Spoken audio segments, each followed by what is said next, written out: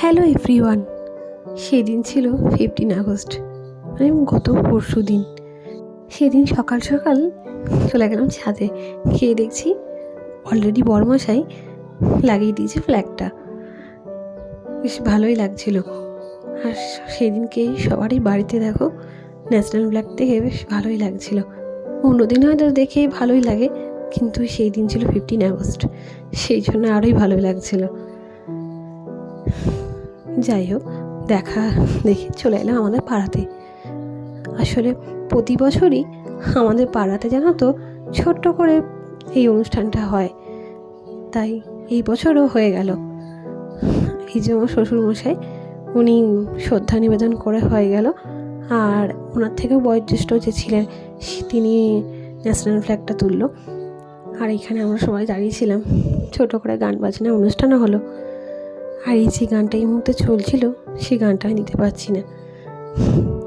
এই গানটা সেই সময় হচ্ছিল আমরা করব জয়। এখনকার যা সিচুয়েশন, সেই সময় এই গানটাই ঠিকই। তারপরে এইসব দেখা কমপ্লিট হয়ে চলে এলাম।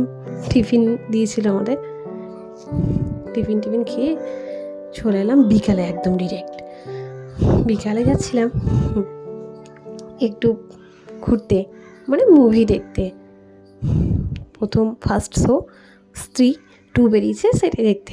আর সেদিন ছিল বড়মশাইয়ের ছুটি, তাই ভাবলাম চলো বিকালবেলা নয় ঘুরেই আসি, মুভি দেখে আসি। তখনও 5টা বাজেনি, আর আমাদের শো টাইম ছিল কিন্তু 5:30। ব্যাস পপকর্ন নিয়ে বড়মশাই বসে গেছে, মোবাইল ঘাঁটতে উনি এনজয় করছেন। আর সেই সময় মুভি তখনও স্টার্ট হয়নি, আর হলটাও সেই সময় ভর্তিও হয়নি। আর এই করতে মুভিটা স্টার্ট হয়ে গেল।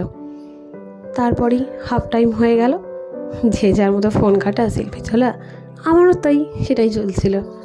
তাই করতে চলে এলাম মুভির শেষের দিকে। মুভি শেষ হতেই হয়ে গেল তখন রাত্রি 8টা প্রায়। ব্যাস মুভি শেষ, চললাম এবার গুটি পায়ে বাড়ির দিকে। আর বাড়ি ফিরেই চলে গেলাম আমাদের পাড়াতে। 15 আগস্টে আমাদের পাড়ায় ছিল একটা ছোট্ট করে পিকনিক। আর পিকনিকে আমার বড়মশাই পরিবেশন করছিল, এই যে আমাকে দিয়ে গেল। আর ছিল দেখতেই পাচ্ছ খিচুড়ি, ল্যাবড়া আর চাটনি। ব্যাস বাই।